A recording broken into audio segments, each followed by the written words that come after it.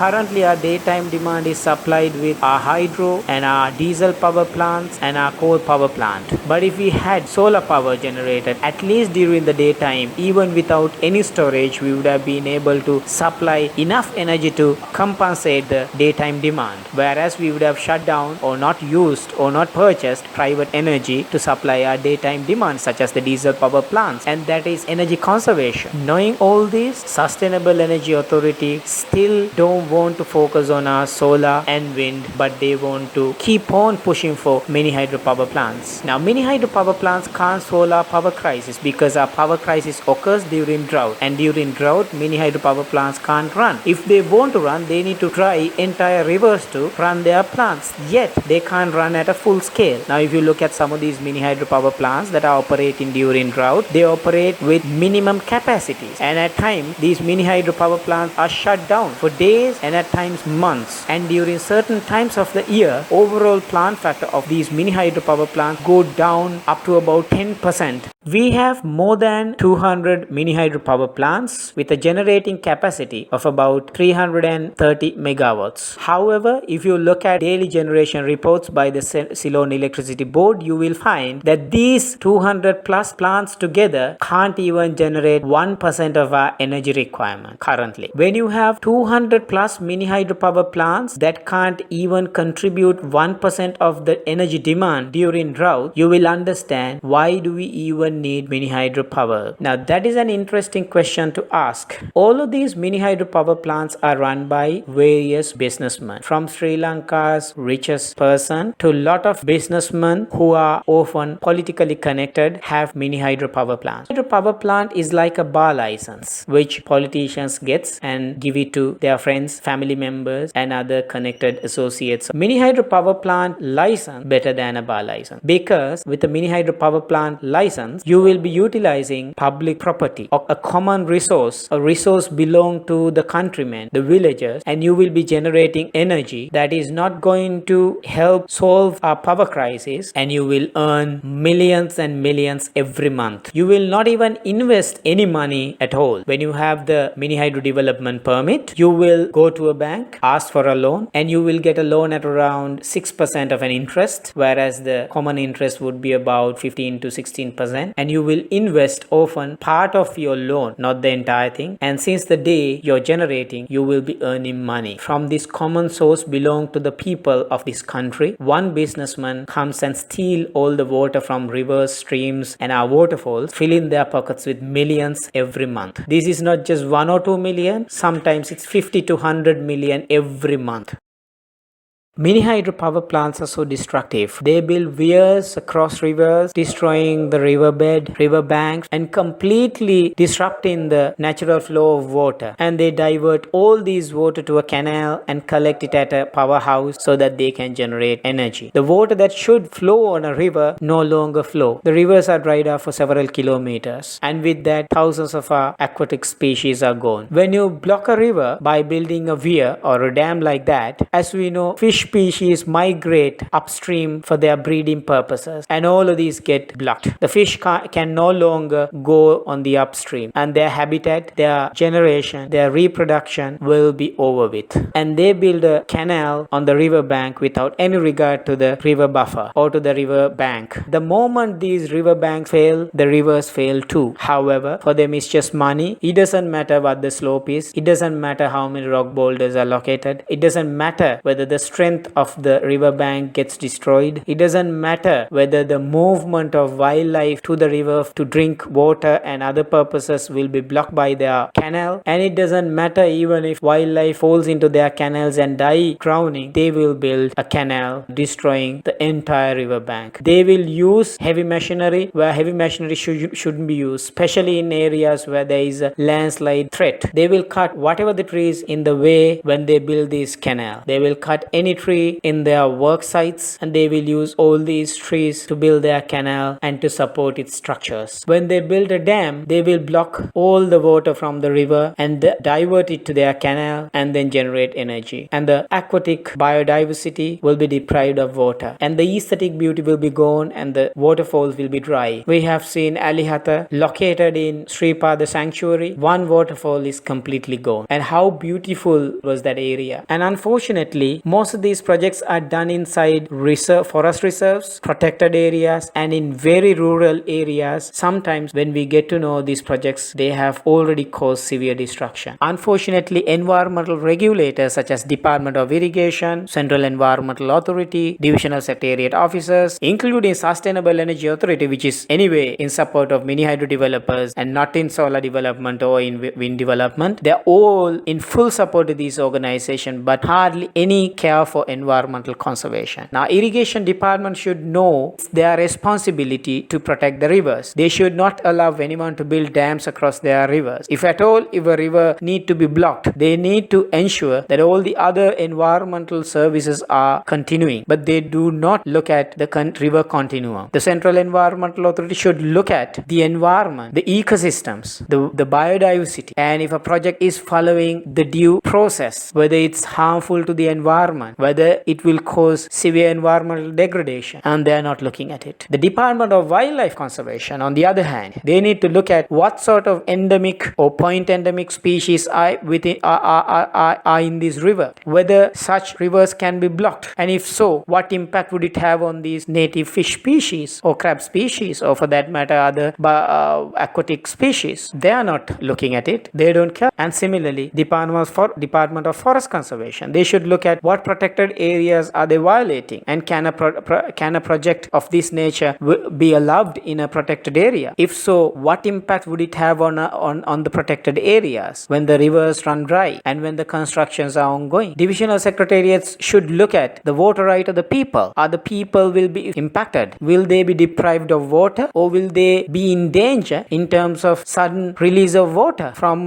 their dam powerhouses? They should look at the state land ordinance. They should look at if the river buffers are maintained. They should look at illegal construction. They can't let any permanent structure being built on the rivers or on the river bank or on estate lands. Similarly, irrigation department and other entities too have the same responsibility. If we really need to build a mini hydropower plant in a certain area, of course no longer, not anymore, but even in the history, if we needed a mini hydropower plant, we should have looked at all the environmental regulations and we would have complied with it. But if you look at all these mini hydropower plants that were built, they have not followed all these requirements. At least the basic requirements such as having a fish ladder or maintaining a proper height or maintaining an e-flow. They even blocked the entire e-flow so that they could generate more energy during droughts. None of these regulators would go and monitor them. These departments have allowed mini hydro developers, private mini hydro developers, businessmen come and build mini hydros in their protected areas, wildlife department and the Department of Forest Conservation. That is unbelievable. If a mini hydro was to be built, let them build outside reserves. When you do an EIA, when you give guidelines as to how a project should be conducted, carried out, you give terms and conditions, and none of these terms and conditions are followed. None of these regulators go and check. We have NBRO that gives false reports. From colonial era, a particular area is designated as a landslide prone area. NBRO would come and say, no, this area has no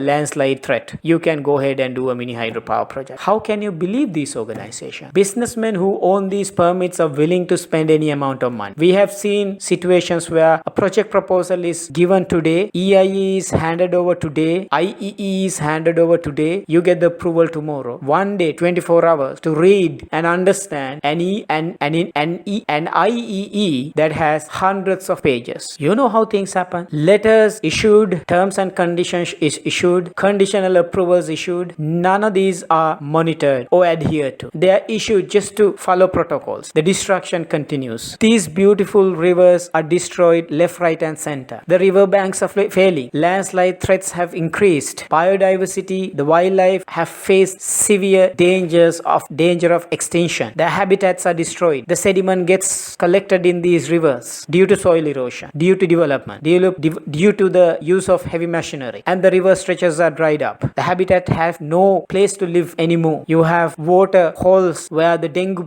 that have become dengue breeding grounds now because water no longer flow. The flora that survived the flowing rivers no longer can survive because the rivers don't flow. This is the fate of mini hydropower generation. Just to satisfy a businessman and a politician who might be involved, all our environmental requirements are disregarded. We are a beautiful country, blessed country with lot of waterways, streams, rivers, waterfalls. But today we have destroyed a large chunk of it in Sabaragamuwa and in our central province and in our Uva province just to develop mini hydropower that does not contribute or help solve our power crisis. Mini hydro development is actually a mafia. If you look at how this operates, where the politicians, businessmen, electrical engineers who used to work at Ceylon Electricity Board and those who are connected to the ministry and also to the regulator agencies are all in this. People had to come out and protest against these mafia men numerous times to protect their water sources, protect their rivers, protect their waterfalls, and to protest against the destruction led by the biggest businesses in this country, the biggest businessmen in this country who are also well connected with politicians. This particular mini hydropower plant in Giranketha Oya, as we mentioned, the permit of it have been transferred between different parties, and eventually a developer has undertaken to go on with the project. And in fact, when we inquired as to why the permit was transferred between hands, the answer was pretty much the same answer that we have got in several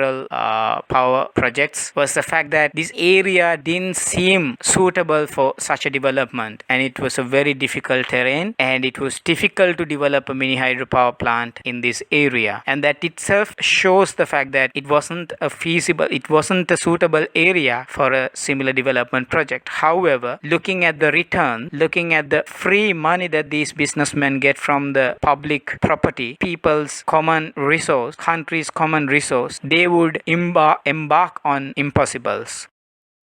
Mini hydro developments have all the signs of a mafia. If you look at the businessmen, the politicians, and the electrical engineers from Ceylon Electricity Board or from the Ministry of Power and Energy, or those who have worked at the regulatory institutions, are all connected in this, including the public officials who need to give permissions for the development. These developers are willing to spend large amount of money on the approval process itself. So, irrespective of any environmental significance, most of these mini hydropower projects get the approval without a problem, irrespective of whether it's located within a protected area, whether there is a point endemic fish species located, or often they will ignore whether there are point endemic fish or other aquatic species living, or in most cases they will ensure that the EIAs or the IEEs, they will ensure that IEEs are done excluding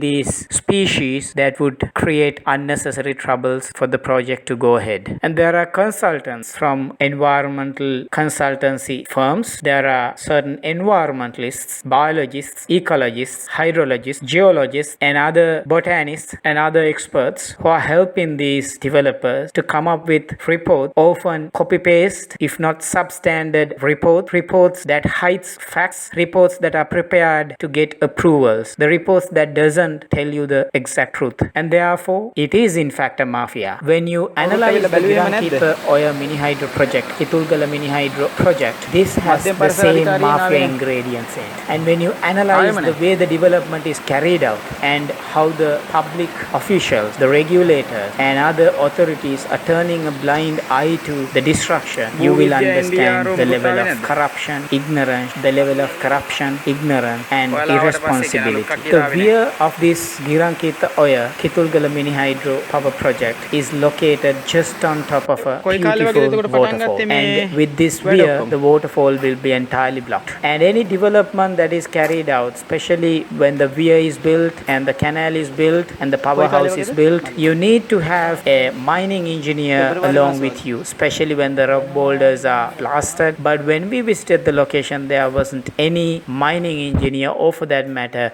any engineer on the site. It it was the minor workers who used to carry out all the activity. And in fact, the report says that for mining activities, you can use manual labor, not heavy machinery, but it was done using heavy machinery. Just next to the weir, there is a massive area, a big chunk of the riverbank was cut, and that place was kept as it is without putting any retaining wall or any protection to the wall so that the riverbank won't fall. And on the left bank of the river, there were certain trees cut and the timber they have extracted for unknown reasons. When you cut the channel path, it is said that the soil should be used to stabilize the cut area, especially between the canal and the space between the canal and when the channel path is cut, the soil need to be used to stabilize the mined area.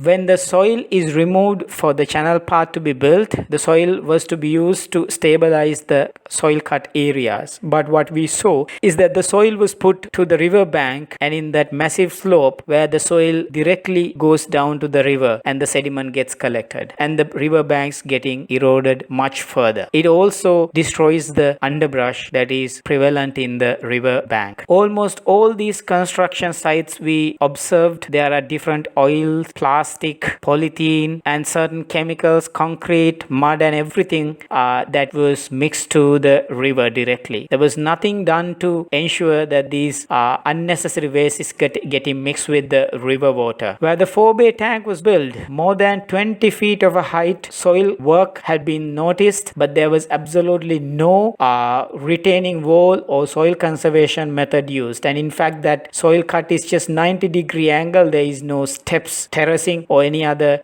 technology used. That's just a 90-degree angle cut and no soil conservation activity. Therefore, there was a landslide occurred, soil erosion occurred, and it was being restored. It was being removed, the soil being removed by the manual workers at the time we visited the site. When the pen, in the site where the penstock is built, all these columns were built cutting massive amount of soil, and all this soil again was put to the river bank and the river directly, and therefore in that area too it was very visible that the soil degradation and the soil erosion and the sediment collection in the river is very high. The rock boulders that were blasted were put into the river directly, and it was put without any due consideration. It was just there is absolutely no silt traps. There is absolutely no silt traps or stream rehabilitations or any other stream conservation, riverbank conservation, or soil conservation in dug areas were done. Where the channel path was built,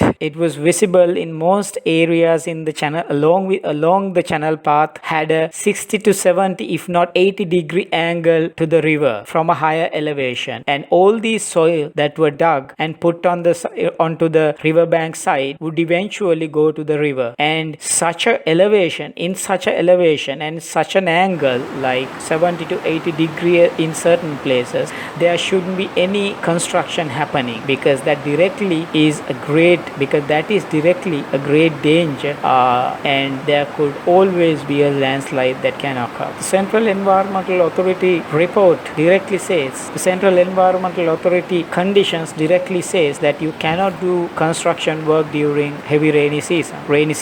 But the day we went there for the first time was a heavy rainy season, but they continued their earthworks using heavy machinery. So complying to the basic conditions laid out by the Central Environmental Authority wasn't done, and that all the mud water, sediment, and all that was with the rain flowing down to the river. The environmental monitoring plan of the Central Environmental Authority says that every 3 months they have to monitor the development, but from the people who were on the ground, they confirmed that the Central Environmental Authority hadn't visited them since the construction began. The weir that was built is quite visible, have increased the allowed height of the weir, and I hope that the Central Environmental Authority and the Department of Irrigation will take stern action on this. We have measured the height of the weir, and it has clearly exceeded the granted level. And the first time we went there, the weir height was something, and the second time when we visited with the authorities, the weir height have increased. All the environmental conditions that were given by the NBRO, the Central Environmental Authority, and irrigation have been violated. And we have sent a letter clearly showing all these violations, but to date, no action is taken to deal with it. In fact, the authorities are sending us letters saying that the developer is requesting to limit the e-flow, that is the water that they are releasing for the ecosystem services, to be limited so that they can generate more energy, which is quite shocking and absurd. For the developer, it is the development that he wants to complete, and he has no regard to the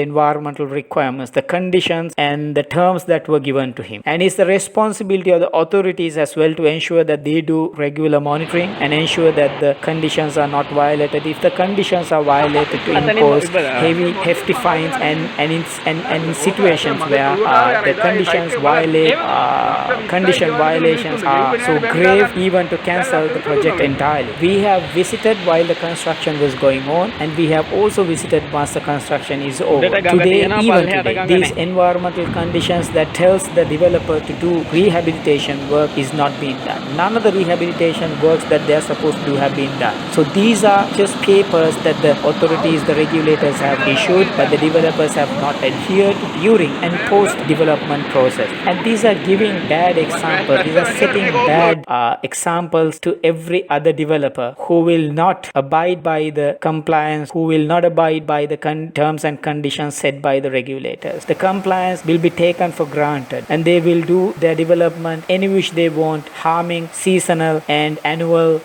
waterways. They will harm all the waterways. They will harm the river banks. They will harm the rivers. They will harm the biodiversity. They will even harm communities living around, depriving of their water right by playing around with the e-flow and storing water at the dams and not let e-flow go, and also storing water at the powerhouses where they will store water for several hours until they generate energy, so that the outflow from the powerhouse no longer added to the river, and the rivers will dry for several kilometers, and depriving water for the biodiversity ecosystem and the aquatic life living on the river, and also depriving water for people who used to bath on the rivers. And eventually when they release water, it would be a heavy the large amount of water going quickly at a far greater speed, and that will also pose a great life threat to the people who are living, who are using the rivers for rivers to bath and for their other requirements.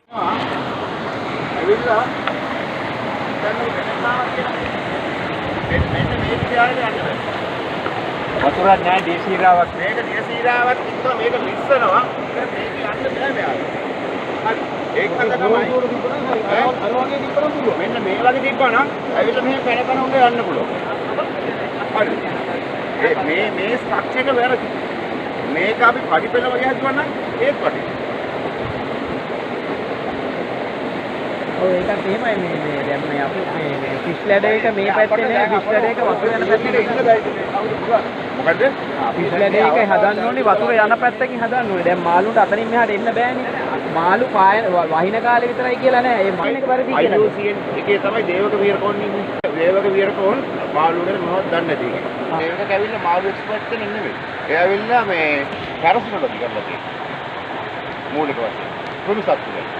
The unfortunate thing about this is that we have written to the authorities on this. We have sent letters to the President's office with pictures. We have sent letters to the Prime Minister's office, Ministry of Environment, District Secretariat, who was very ignorant about environmental issues in Kagalla. We have sent letters to the Divisional Secretariat, who is also very ignorant, who is very famous for ignorance. What is so ironic is that we've sent letters to all the authorities with picture proof, video proof, that the destruction was so great that these rivers are failing, river banks are failing, waterfalls are disappearing in Girankitoya due to this particular mini hydro development, and they do not adhere to most of the terms and conditions laid out by the NBRO, the irrigation and the Central Environmental Authority. And to date we haven't heard a positive news from any of these places. And I wonder, we question as to why these organizations are existing. They are getting paid from our tax money to conserve our environment. They are getting paid to protect our our environment. They can't be just following the protocol and writing a letter so that their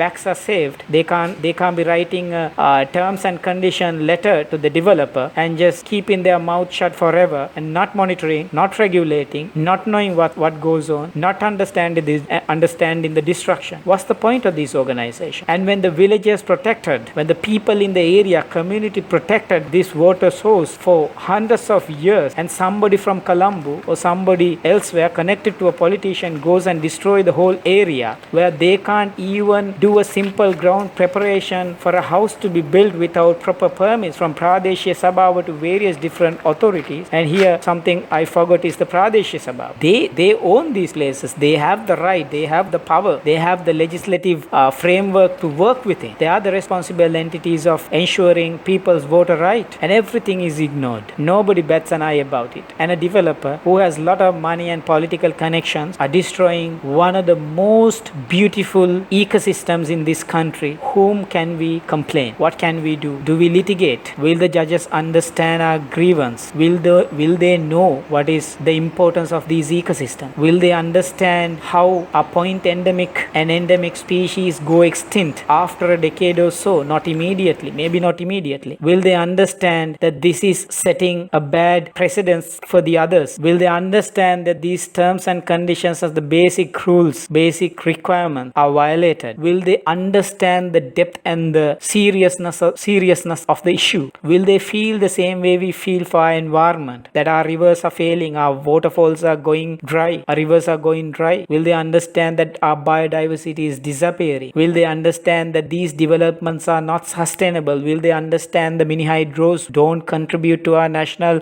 energy requirement anymore? That these mini hydros are not solving any power crisis that we have in this country, that these mini hydros are eventually increasing the potential of our vulnerability to a power crisis? Will they understand that this is just one person or few people connected to the businessmen, including politicians, are earning 50 to 60 to even hundreds of millions every month from a common resource, public resource, the water that belongs to the people in this country, that they are pocketing all this money from our water that they get? So if litigation is the only option left for us, I don't see a point why we should have our regulators anymore. Even after complaining, even after showing them with proof that they have violated, not taking any action, not having the courtesy to write a letter, a warning letter, a letter that is instructing that a complaint has been received and that there will be an inquiry held, at least having an inquiry, a proper inquiry, and review the condition and put whatever the fines, impose whatever the fines that are necessary, and give them strict guidance, strict warnings to do the rehabilitation work. If these are not done, what's the purpose of these people holding chairs at our regulatory bodies? So we as countrymen, we as citizens, we as people who are concerned of our environment need to rise up. We need to understand mini hydro developments cannot solve our power crisis. It is not a solution, but it's actually increasing problems. It's creating more problems, and therefore we need to pace out all our mini hydros. We need to look at more sustainable energy development mechanisms, methods such as solar power, wind energy, and wave energy, for which we have several proposals just lying down on the tables of these authorities, the people of, and at the tables of the regulator. We need to ensure that our rivers, our waterfalls are protected, and they do not, the mini hydro mafia do not misuse, abuse, and exploit our water resource, because we are so blessed with water, and it would only take few months, only take several years until we go dry and we become another desert. Let's protect our water sources and not let anyone exploit our water sources for their own personal gain at the cost of a serious ecological disaster.